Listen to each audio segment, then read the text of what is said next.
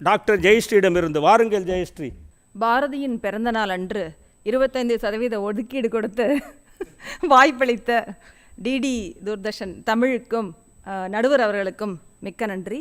ஆடுவோமே பள்ளு பாடுவோமே ஆனந்த சுதந்திரம் அடைந்து விட்டோமே.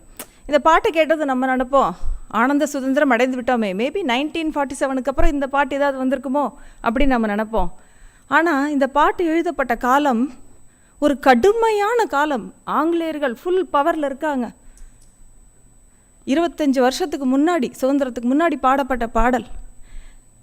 நடுவர் அவர்களே, நான் உங்ககிட்ட ஒன்று கேட்குறேன். இப்போ ஒரு ஊருக்கு கிளம்பிக்கிட்டு இருக்கோம், ஏதோ அவசரத்தில் இருக்கோம், இல்லை ஒரு கடுமையான சூழ்நிலையில் இருக்கோம். அப்போ நம்ம மனநிலை எப்படி இருக்கும்? யாராச்சும் வந்து உங்ககிட்ட கேட்பாங்க, சார் இந்த விஷயம் அப்படின்னா என்ன சொல்லுவோம்? நம்ம உடனே நான் கோபமாக இருக்கேன்னா அப்போ அவசரத்தில் இருக்கேன், என்னால் இதெல்லாம் பண்ண முடியாது.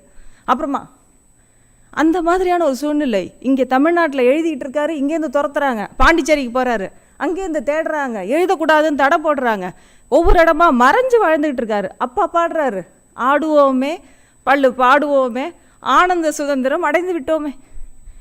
இவரெல்லாம் தீர்க்கதரிசி, காலக்கணி என்ன தமிழ் அழகா தீர்க்கதரிசிக்கு ஒரு வார்த்தையை சொல்கிறாங்க, தொலை நோக்காளன் அப்படின்னு கூட சொல்கிறாங்க. என்ன ஒரு எண்ணம் பாருங்கள். நாங்கள் மகப்பேறு மருத்துவர் சொன்ன மாதிரி நாங்கள் எப்பயுமே சொல்லுவோம், பாசிட்டிவாக நினைங்க. குழந்தை வயிற்றில் இருக்குது அப்படின்னா அது எப்படி வளரப்போகுது, நல்லா வளருது, நம்மளோட டெலிவரி நல்லா இருக்கும், அது மாதிரி எப்பயுமே பாசிட்டிவாகவே நினச்சிட்டே இருங்க. அதுதான் வந்து உங்களுக்கு வந்து ரொம்ப ஒரு தைரியத்தை கொடுக்கும் அப்படின்னு.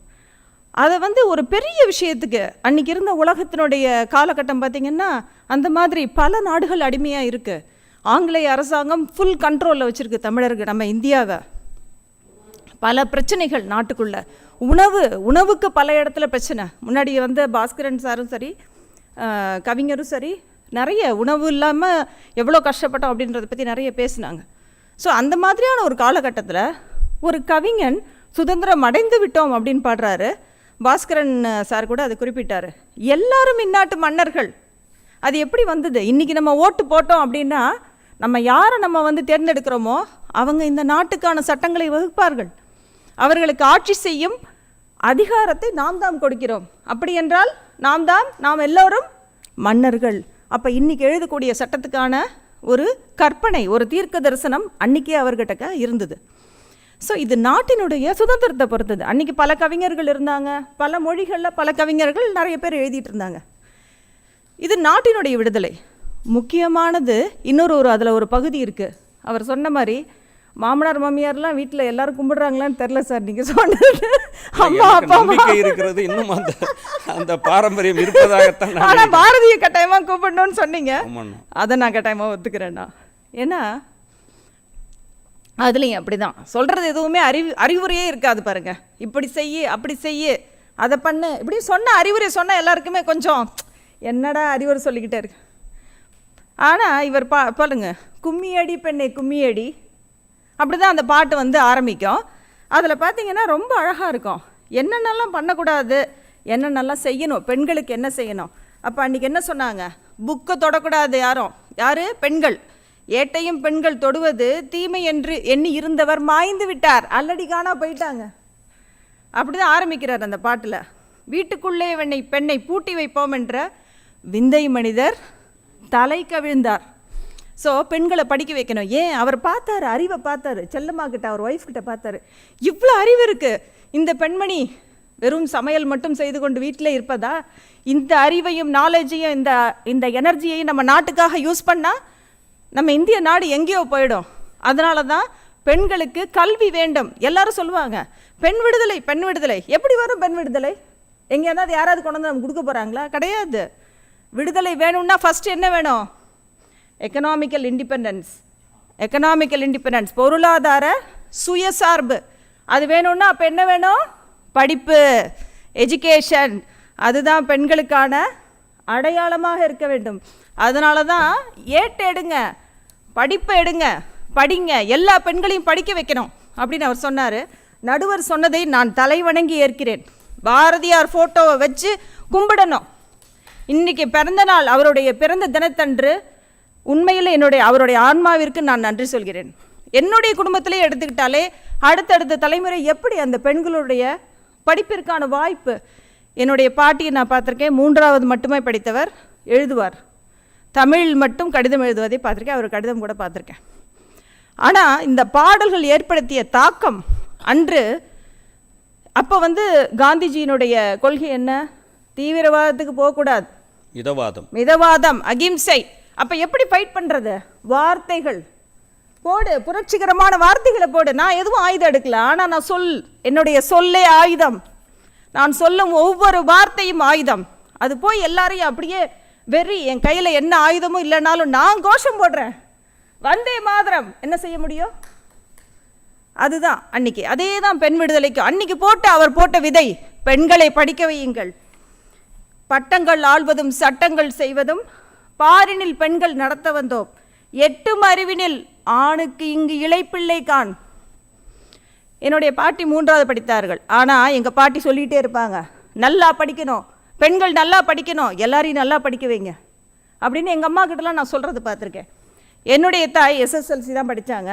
ஆனால் எங்கள் அம்மா என் காதில் தினைக்கும் ஓதிக்கிட்டே இருப்பாங்க, நல்லா படிக்கணும், நல்லா படிக்கணும், பொருளாதாரத்தில் யாரையும் சார்ந்து நீ நிற்கக்கூடாது, உன்னுடைய காலில் நீ நிற்கணும், அதுதான் நீ எனக்கு செய்யணும்.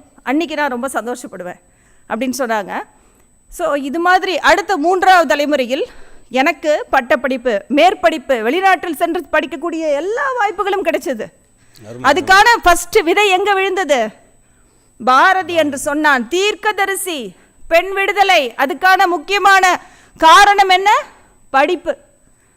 ஸோ அந்த படிப்பை, இதை பார்க்கும் எல்லா பெண்களும் கட்டாயம் பெண் குழந்தைகளை நன்றாக படிக்க வையுங்கள். நம்மளுடைய தீர்க்கதரிசியான பாரதி தமிழ்கவி அன்றே சொன்னது. ஏனென்றால் அத்தனை அறிவும் ஞானமும் இங்கே இருக்கிற எல்லா ஆண்களுமே ஒத்துக்கொள்வார்கள் நினைக்கிறேன். அவங்க வீட்டில் இருக்கக்கூடிய எல்லா பெண்களும் கொடுத்தாச்சு, அதை பயன்படுத்த வேண்டிய பொறுப்பு உங்ககிட்ட தான் இருக்கு கட்டாயமா.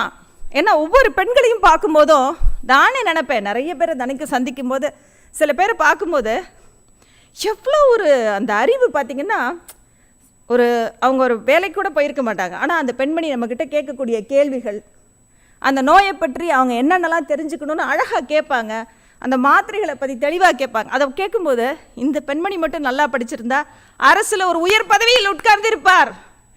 ஏன்னா இவருக்கு இந்த வாய்ப்பு கிட்டவில்லை. நான் அவங்கக்கிட்டே சொல்லுவேன், அம்மா நீங்கள் மட்டும் படிச்சிருந்தீங்க கட்டாயமாக ஏதோ ஒரு அரசு பதவியில் உட்காந்துருப்பீங்கம்மா, உங்கள் பிள்ளைகளை படிக்க வையுங்கள், பெண் பிள்ளைகளை கட்டாயம் படிக்க வையுங்கள் அப்படின்னு நான் சொல்லுவேன் அவங்கக்கிட்டையும். அதே மாதிரியே உடனே படிச்சுட்டு பெண் விடுதலை கிடச்சிருச்சுன்னா உடனே பெண்கள் இஷ்டம் போல் இருப்பாங்க அப்படின்னு நினைக்க வேண்டியதில்லை. அதுக்கும் எழுதியிருக்காரு, அதே பாட்டில் எழுதியிருக்காரு, காதல் ஒருவனை கைப்பிடித்தே என கட்டாய திருமணம் செய்யக்கூடாது அப்படிங்கிறது எழுதியிருக்காரு. படிப்பது மட்டும் இல்லை, அவர்களுக்கான விடுதலையின் ஒரு முக்கியமான பகுதி அவர்களுக்கான வாழ்க்கை துணையை அவர்களே தேர்ந்தெடுக்கும் உரிமையை கொடுக்க வேண்டும். வற்புறுத்தி பெண்ணை கட்டி கொடுக்கும் வழக்கத்தை தள்ளி மிதிப்போம். இதெல்லாம் சும்மா இது வேண்டாம் அப்படியெல்லாம் கிடையாது, தள்ளி மிதி. பயங்கர கோபமா அந்த ஆக்ரோஷமா வரக்கூடிய அந்த வார்த்தைகளே ஒரு ஆயுதமா இருக்கும். அதுதான் பாரதிட்ட எனக்கு ரொம்ப பிடிச்சது. ஸோ அப்போ சொல்கிறாரு, நம்ம நினைப்பேன் எல்லாம் பொதுவாக பெண் விடுதலை அதெல்லாம் கிடச்சிச்சு, அவங்க இஷ்டப்படி இருப்பாங்க. அப்படி கிடையாது. அந்த பாட்டினுடைய கடைசி பத்தி என்ன வருது தெரியுமா? காதல் ஒருவனை கைப்பிடித்தே அவன் காரியம் யாவிலும் கை கொடுத்து மாதர் அறங்கள், நீங்கள் என்னென்ன சொல்கிறீங்களோ பழமையை காட்டிலும் முன்னாடி என்னென்ன சொன்னீங்களோ அதை விட பெட்டரா, அதை விட பெஸ்ட்டாக மாதர் அறங்களை மாற்றி பெற செய்து வாழ்வோமடி. ஸோ அந்த பெண்கள் படித்து மேலே வந்துட்டாங்கன்னா உடனே நீங்கள் மாதர் அறங்கள்னு என்னென்ன சொல்கிறீங்களோ அதெல்லாம் விட்டுற மாட்டாங்க, அதை விட சிறப்பாக செய்வார்கள். மாதர் அறங்கள் உன் குடும்பத்தை பார்க்கறது, குழந்தையை பார்க்கறது, உறவினர்களுக்கு செய்யறது, உறவினர்களை பாதுகாக்கிறது, இப்படி பல விஷயங்கள் எல்லாத்தையும் மாதர் அறங்களாக நீங்கள் என்னென்ன சொல்கிறீர்களோ அத்தனையும் படித்த பெண் அதைவிட சிறப்பாக செய்வாள் என்ற தீர்க்க தரிசனத்தை அன்றே பாரதி அவர்கள் கொடுத்தார். நிகழ்ச்சியை பார்த்து கொண்டிருக்கும் அத்தனை பெண்களும் இன்றே ஒரு பாரதியின் புகைப்படத்தை வாங்கி தினமும் வணங்கி உங்கள் வீட்டில் இருக்கும் அனைத்து பெண்களையும் நன்றாக படிக்க வைக்க வேண்டும் என்று கேட்டுக்கொள்கிறேன். நன்றி.